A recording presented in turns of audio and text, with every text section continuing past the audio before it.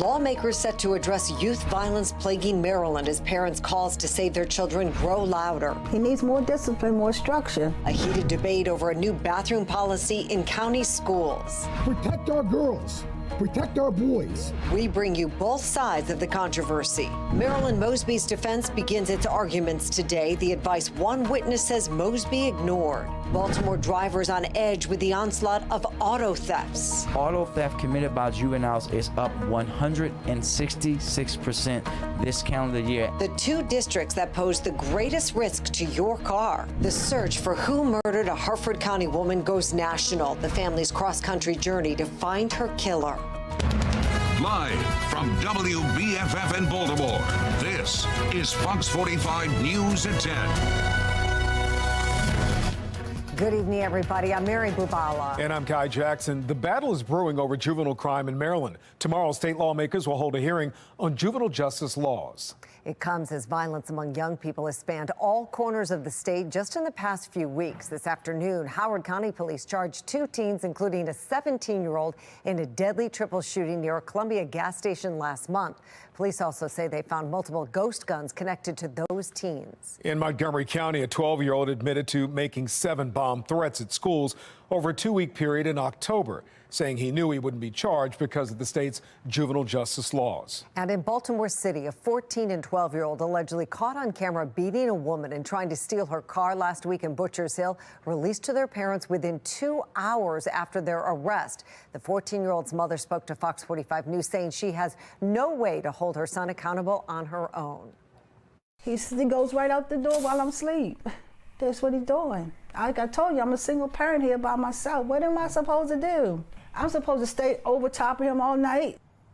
For months, parents, police, and prosecutors have been coming to Fox 45 News with concerns about juvenile crime. They say they are struggling to keep their kids out of trouble because of the state's juvenile justice laws. Tonight, Maxine Stryker reports on the frustration from prosecutors who say their hands are tied. Our team coverage, though, begins with Keith Daniels and parents' uphill battle to keep their kids away from crime. Keith? Well, Mary and Kai, it's a familiar message coming from some parents, their children caught up in criminal activity, and the parents admitting they have no control to stop it, with little to no help, they say, coming from the laws or the system. What's going to happen next? Across Baltimore City, parents frustrated over their children's criminal behavior and the juvenile justice system. Most recently, a mother who's protecting her identity speaks out about her 14-year-old son. I know he can do better. They just need that support. The woman's son and a 12-year-old boy accused in the assault and robbery of a woman in Butchers Hill last week. The alarming incident caught on home security cameras. The woman's son caught by police but released by the Department of Juvenile Services without being charged. The mother pleading for her son to be held accountable, even jailed if necessary. I mean, something's got to give, because like I said, the rate he going, he not going to be here. The rate he keep going. He needs more discipline, more structure. Parents' concerns, not just in Baltimore City.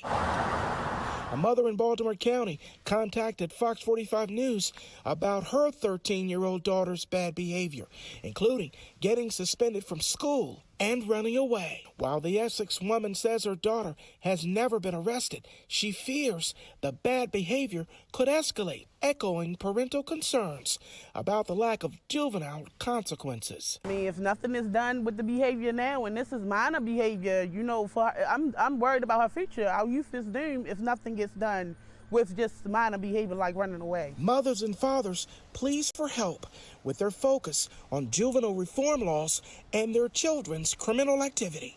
This man's son, at 15, put on probation for a stolen car and several other charges. Now, 16 years old, his son on home monitoring for crimes.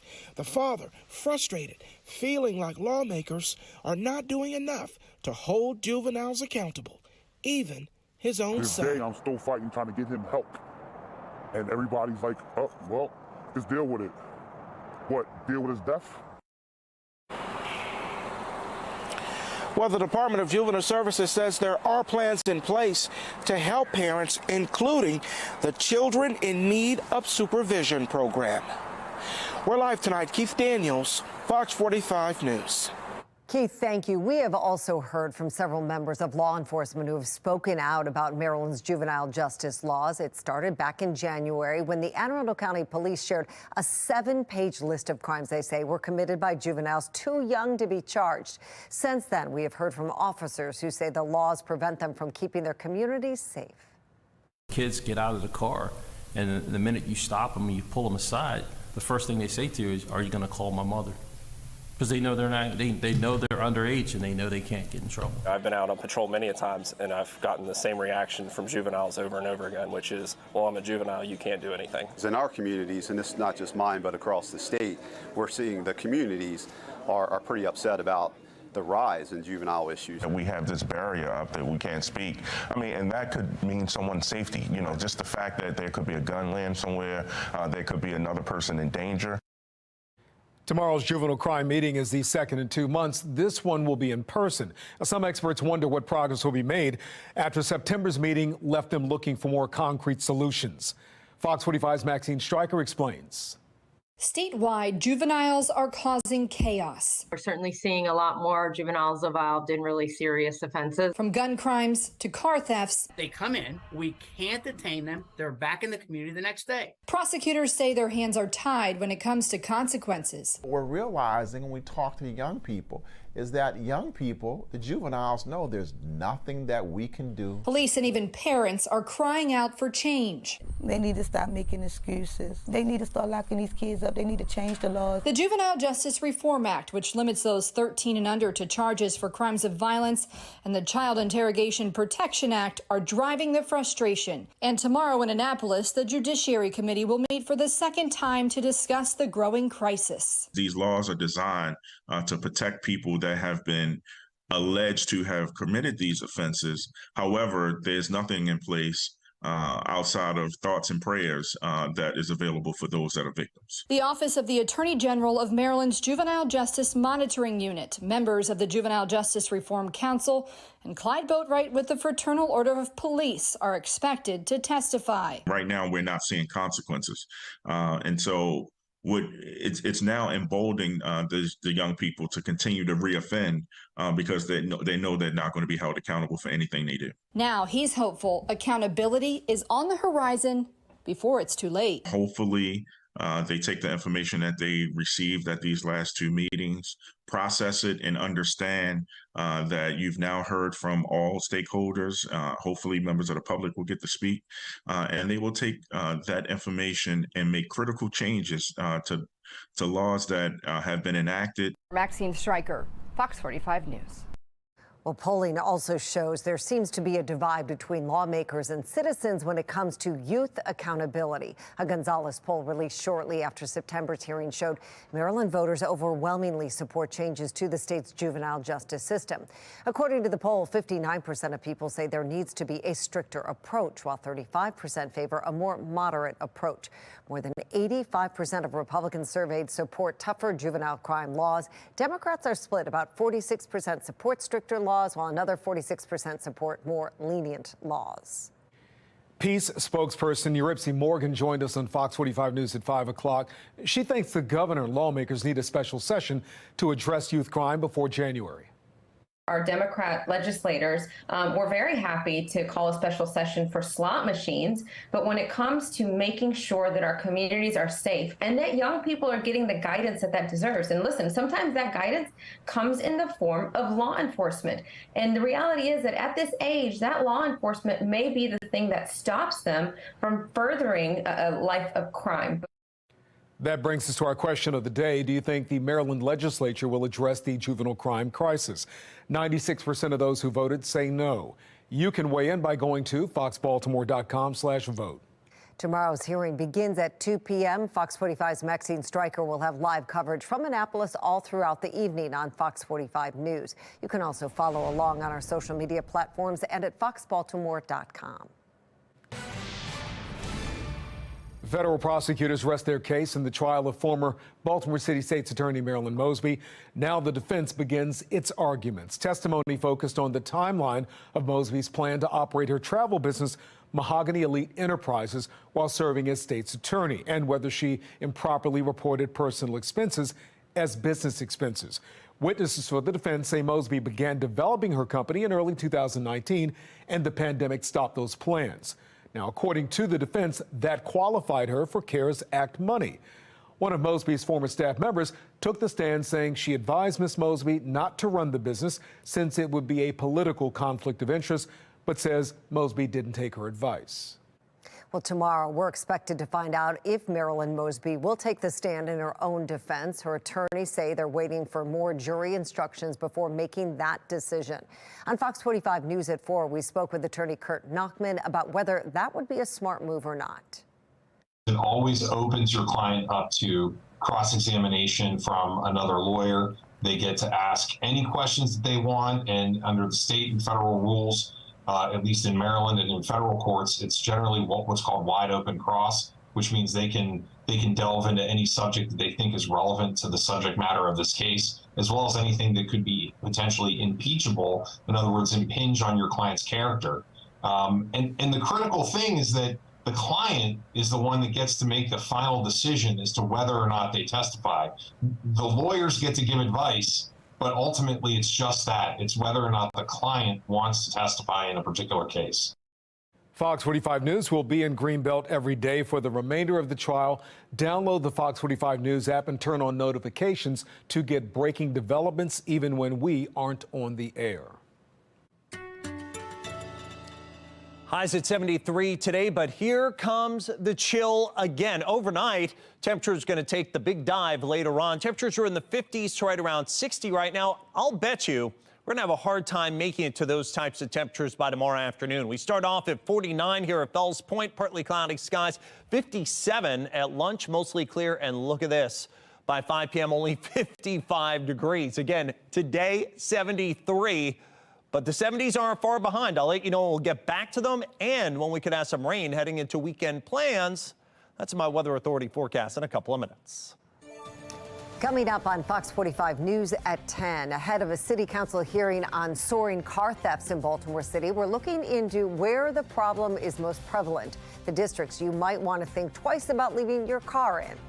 An investigation into the fatal officer shooting in Baltimore is underway. What we know about what led up to officers firing their weapons. And parents gather outside tonight's Baltimore County School Board meeting protesting bathrooms. A closer look at the policy sparking outrage right after the break.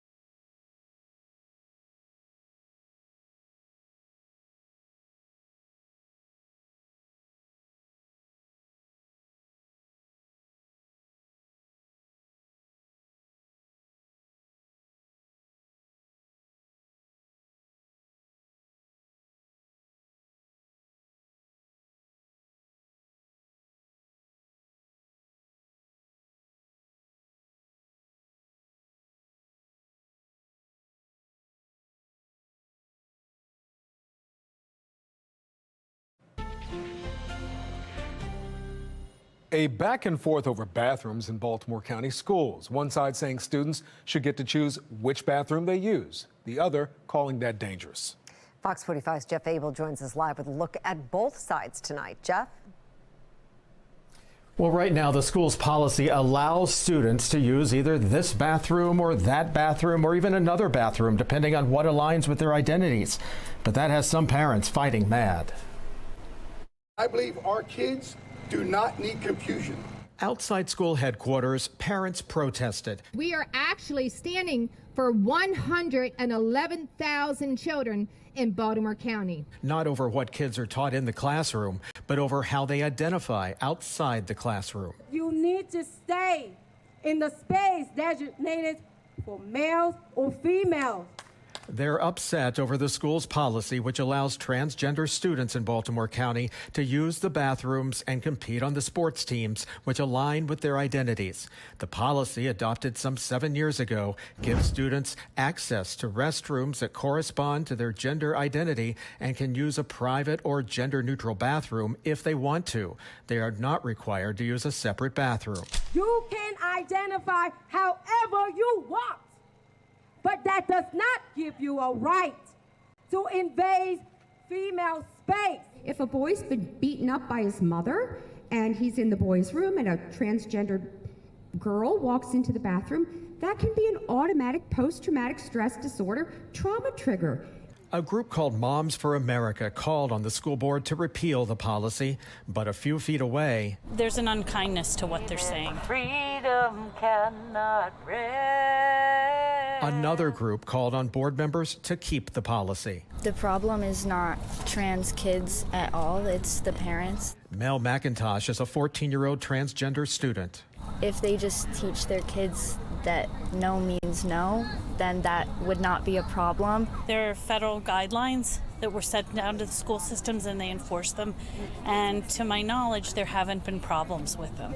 So they're bringing forward a problem that doesn't exist. So far, there's no indication the current policy has posed problems, but protesters insist students can no longer wait. They need the way where they can go, where they can have safety. And if you want to have safety for everybody, then give a boys' bathroom and a woman's bathroom and another. If that's what you want, that's fine with me. But protect our girls, protect our boys. This is a non-starter. There are more important issues in the world today and more important issues for our school system. Well, so far, the school board has not indicated it has any plans to revisit this issue. We're live tonight. Jeff Abel, Fox 45 News. Jeff, thank you. A similar debate took place in Harford County schools last year. The school board voted to approve a policy to allow students to use the locker rooms based on their gender identity, not their assigned gender. Then State Senator Bob Cassilly sent a letter to the Harford County Board of Education in response after students said they felt mental trauma from the policy. Parents split on the decision. I will say that I am appalled at this district's and BOE directive that boys can be in girls' bathrooms and locker rooms and vice versa. As a taxpayer, I am glad that Harford County Public Schools has decided to follow settled law by providing safe spaces for transgender and gender nonconforming students to change and be themselves in peace. Harford County Schools stuck by the policy, saying it is in accordance with guidelines from the Maryland State Department of Education. We're waiting for police to confirm the name of the man who they say officers shot and killed after he pointed a gun at them in Southwest Baltimore. Alexa Ashwell has the latest on the investigation. A major thoroughfare in Baltimore shut down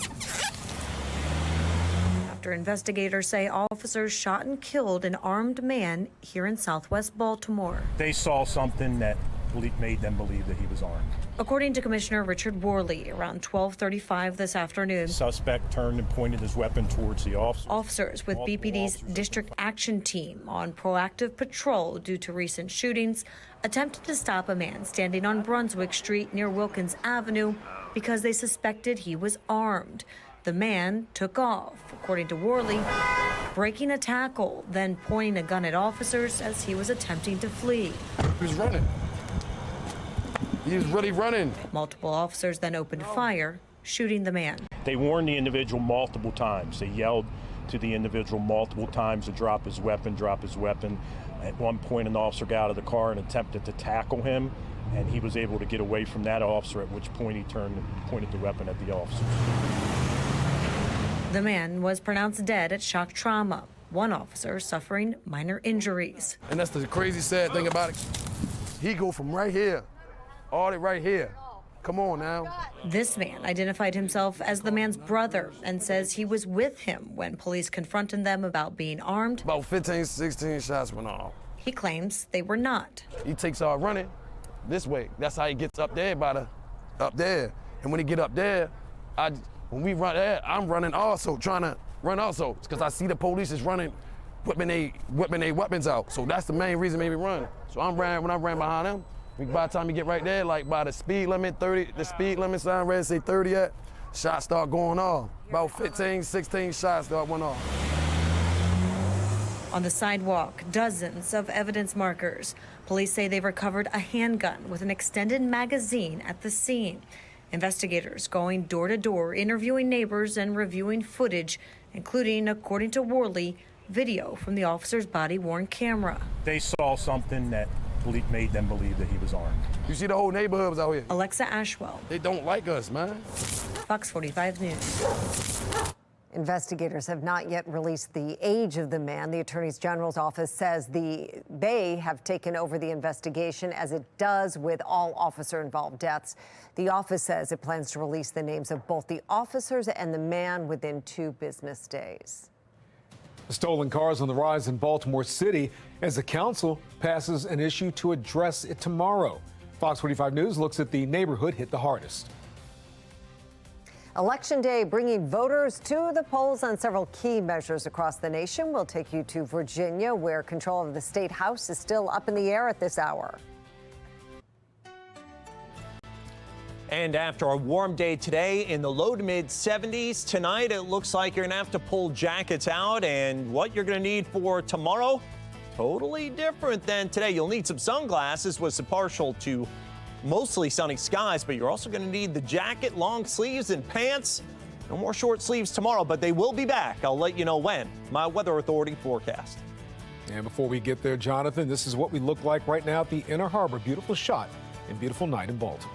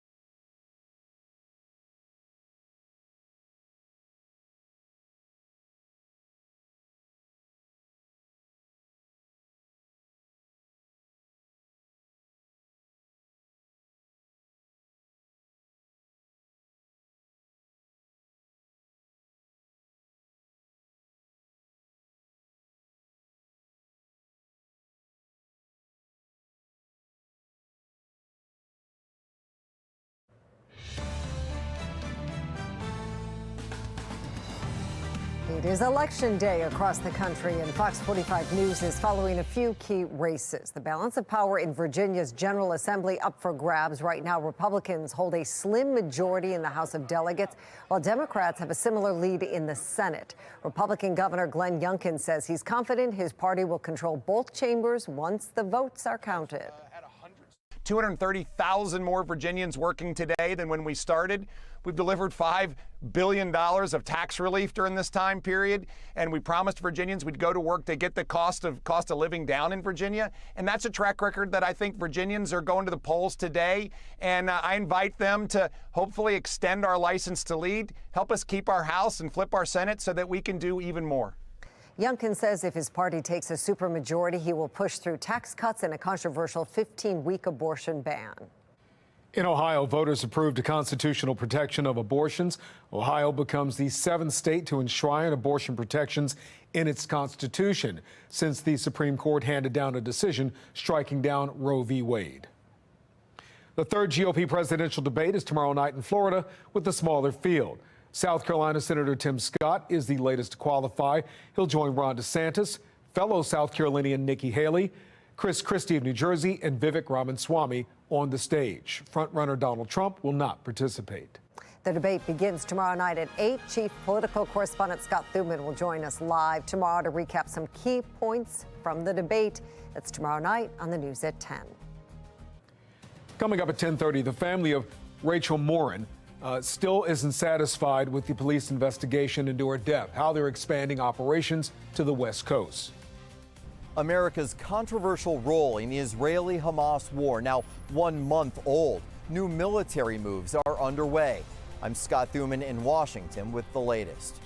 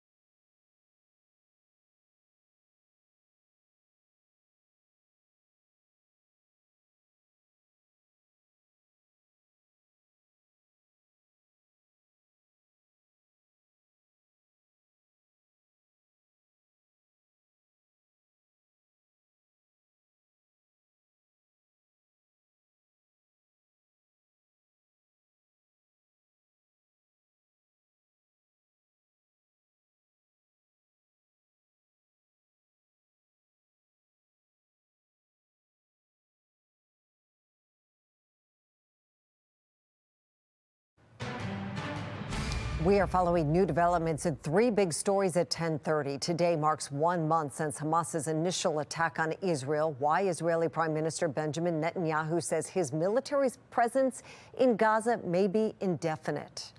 The family of Rachel Morin says law enforcement in Harford County hasn't been urgent enough in the search for her killer. How the family is taking efforts to the West Coast.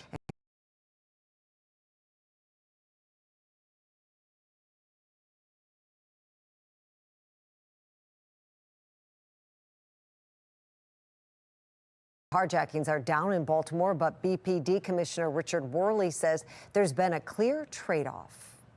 That's why our carjackings are done.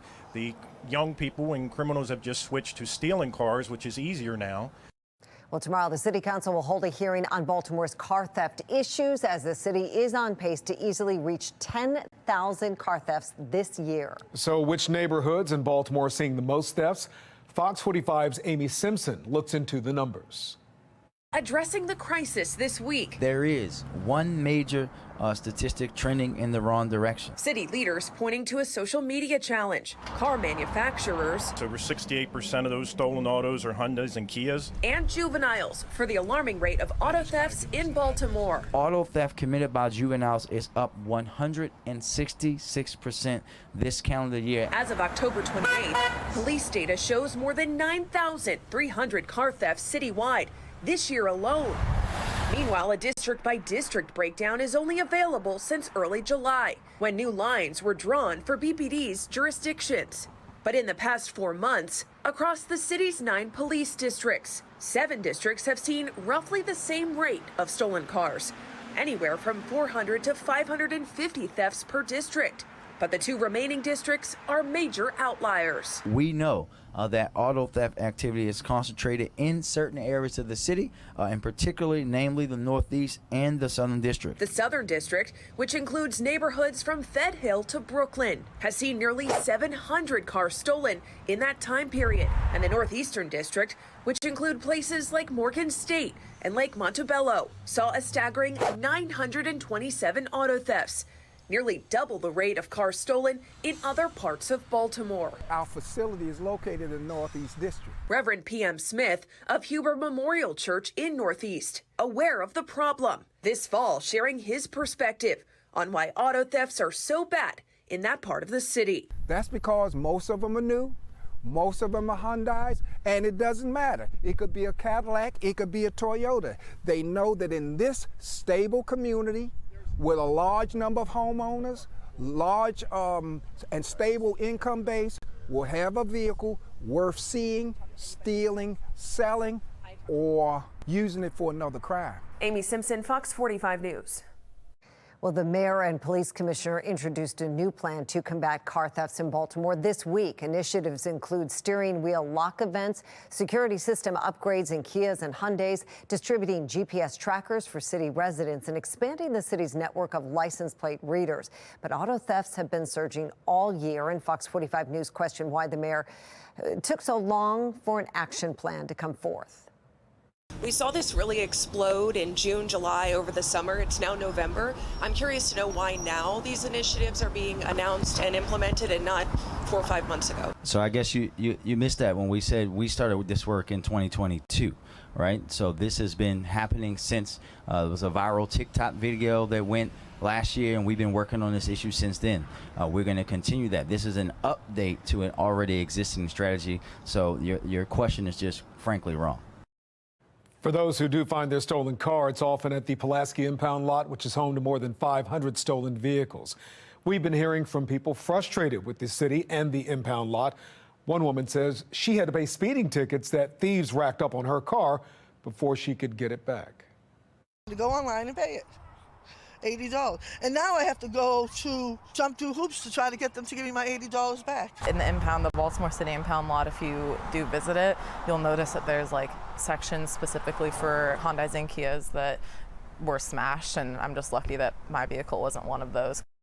Police say on average it takes about 14 days for someone to have their car returned from the impound lot. And it is not just a Baltimore issue. State Delegate Nino Mangione, who represents Baltimore County, says he wants to introduce a bill with tougher penalties for car thefts, especially among juveniles, during the next legislative session. I have a bill that makes stealing an automobile far more of a serious crime, regardless of age. We can give incentives to earn credits towards reducing punishment. For example, going to classes, learning, studying, counseling, all those things, learning a skill. But it needs to be sent a clear message. If you have a stolen car story or know somebody who's been impacted by a spike in auto thefts, we want to hear about it. Just scan the QR code on your screen, tell us what happened, or send an email to news@foxbaltimore.com.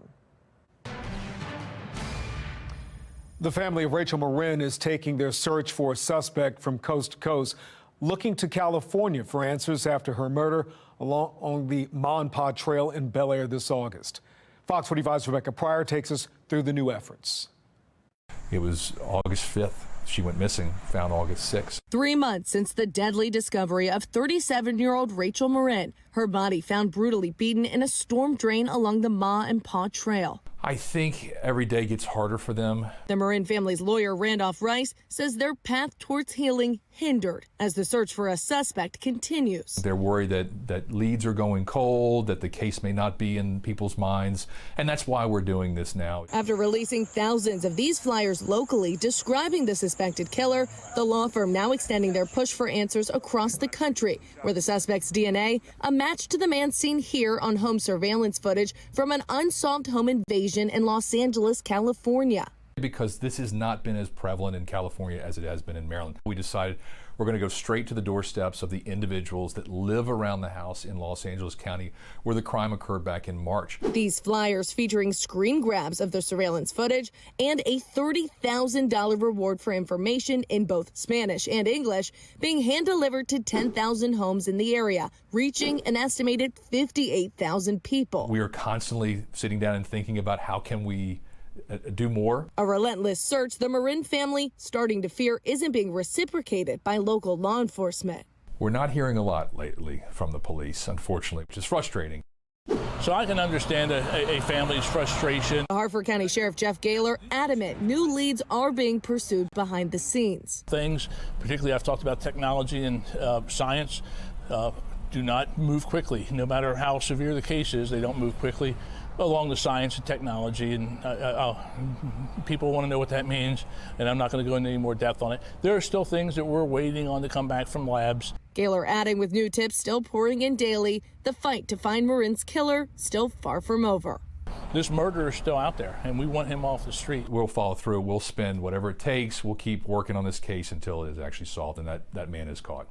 Rebecca Pryor, Fox 45 News. The Morin family is still seeking donations so they can continue increasing that reward fund. Those looking to donate can find a link to the story on our website, foxbaltimore.com. And the family's legal team also created this digital campaign to help Spanish-speaking residents become more familiar with the case. Harford County detectives believe the suspect is Latino, and Morin's family placed this ad on dozens of websites, hoping to appeal to the Latino population in that area.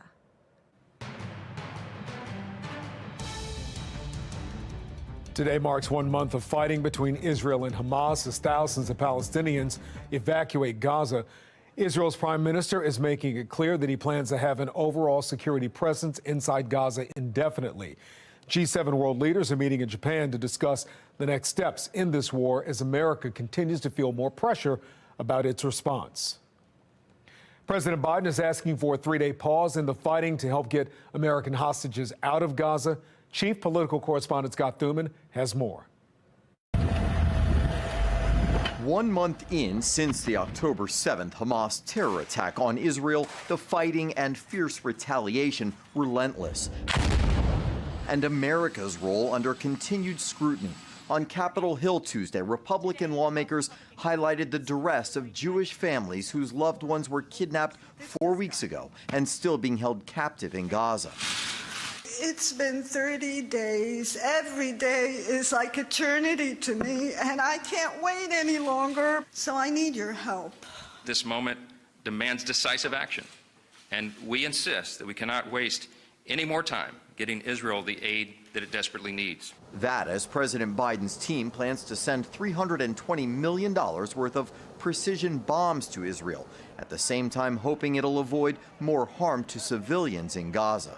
The Pentagon also making moves, like the rare public announcement it's sending a guided missile submarine to the Middle East. To let them know that we've got yet additional military capability at the ready to defend our national interests.